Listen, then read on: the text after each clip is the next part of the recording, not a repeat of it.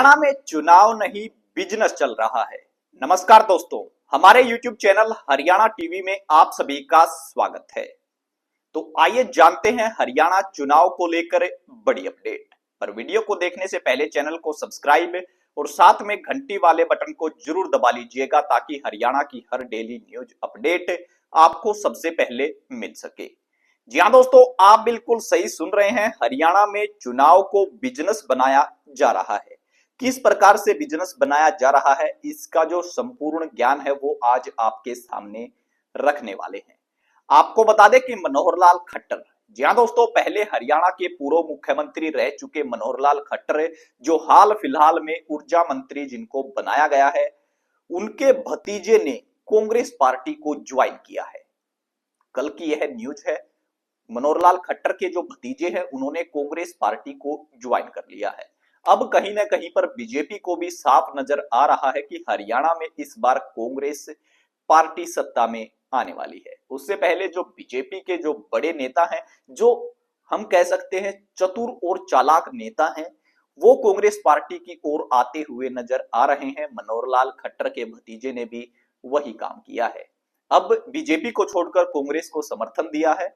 ये बड़ी अपडेट है, बड़ी न्यूज है, क्योंकि जो मनोहर लाल खट्टर है वो पूर्व मुख्यमंत्री बीजेपी की ओर से हरियाणा के रह चुके हैं और अब भी बीजेपी की तरफ से ही उनको ऊर्जा मंत्री बनाया गया है। ऐसा फैसला कहीं ना कहीं पर बीजेपी के ऊपर एक सवाल खड़ा कर रहा है और जो आप आम जनता है, जो अपने उम्मीदवारों को लेकर इतना सीरियस हो जाते हैं कि एक दूसरे से लड़ाई करने के लिए भी तैयार हो जाते हैं।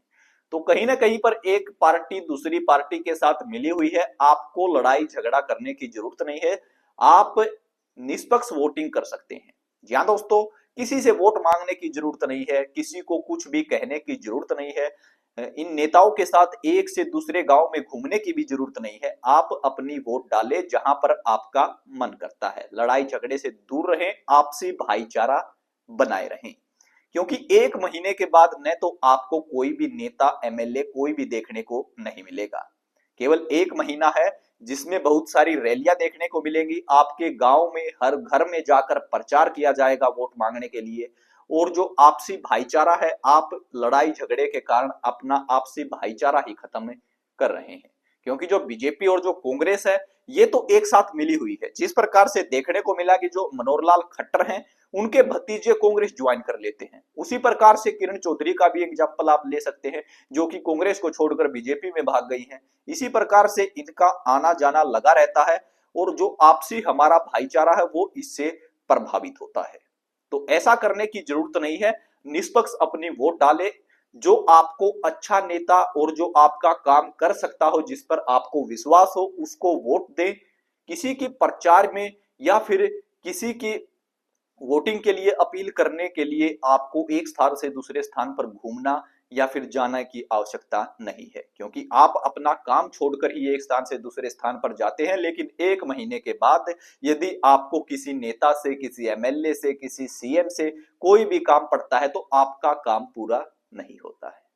तो समझने की जरूरत है, स्मार्ट बने और आपसी भाईचारा बनाए रखें ताकि हरियाणा के लोगों को कोई परेशानी न हो। क्योंकि काम कितने होंगे ये आपको भी पता है और उन राजनेताओं को भी पता है कि हरियाणा में काम केवल जो वो करवाना चाहते हैं वही काम होगा, जो आप करवाना चाहते हैं वो काम हरियाणा में नहीं होगा। हरियाणा की बात नहीं, किसी भी स्टेट की बात उठा लीजिए, जो राजनेता चाहेगा वही होगा, जो आम आदमी चाहेगा वो नहीं होगा। तो आपसी भाईचारा खराब न करें। जिसको आपका मन चाहता है, मन कहता है कि यह नेता अच्छा है, उसी को वोट दें। तो ये थी आप सभी के लिए एक बड़ी अपडेट। मनोहर लाल खट्टर के भतीजे कांग्रेस में शामिल हो गए हैं। आपसे मिलेंगे सोनीपत सीटों के बारे में, चाहे सोनीपत की सीट हो, गोहाना की या फिर राई की, गन्नौर की। अगली वीडियो में आपसे चर्चा करेंगे कि इन सीटों पर कौन जीतने वाला है, किसका पलड़ा भारी नजर आ रहा है। इसलिए चैनल को सब्सक्राइब जरूर कर लीजिएगा। धन्यवाद।